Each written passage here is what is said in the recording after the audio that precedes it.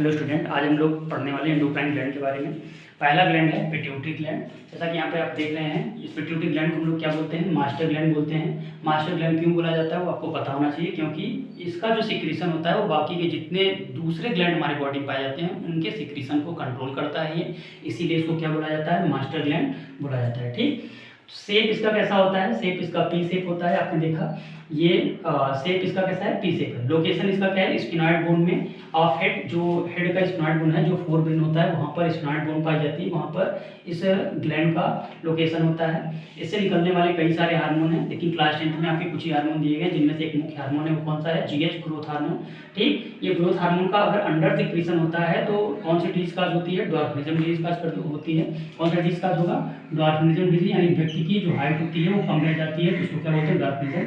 और अगर over secretion इसका होता है, यानी कि जीएच हार्मोन ज़्यादा सिक्रेट होने लगे, तो उससे क्या होगा? जायंटिज्म, यानी व्यक्ति की जो हाइट है वो बहुत ज़्यादा हो जाएगी। ठीक, जायजेंटिज्म, क्या बोला जाएगा उसको? जायजेंटिज्म। ठीक, दूसरा ग्लैंड हम लोग देखने वाले हैं, कौन सा? Thyroid gland. थायराइड ग्लैंड की लोकेशन क्या होती है? हमारा जो नेक है वहाँ पर पाया जाता है ये, और इसका जो शेप है वो क्या है? बटरफ्लाई शेप होता है, बटरफ्लाई शेप जैसा दिखता है ये। ठीक है, जैसा आप यहाँ पे देख सकते हैं इस तरीके से, ये इस तरीके से इसकी शेप होती है। यहाँ पे चारों कोने पे पैराथायराइड ग्लैंड पाया जाता है, बटरफ्लाई शेप इसका होता है। इससे निकलने वाले हार्मोन का नाम क्या है? थायरॉक्सिन हार्मोन है।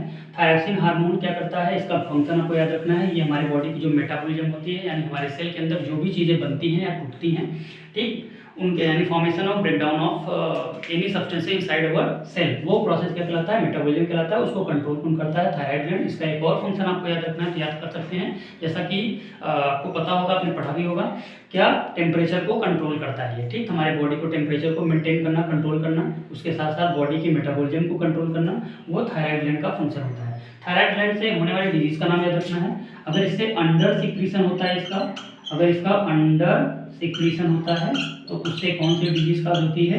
तो क्रिटिनिज्म, याद रखना है, क्रिटिनिज्म। क्रिटिनिज्म डिजीज जो होती है अंडर सिक्रीशन होता है। ग्वाइटर होता है, ग्वाइटर भी आपको याद रखना है, ग्वाइटर।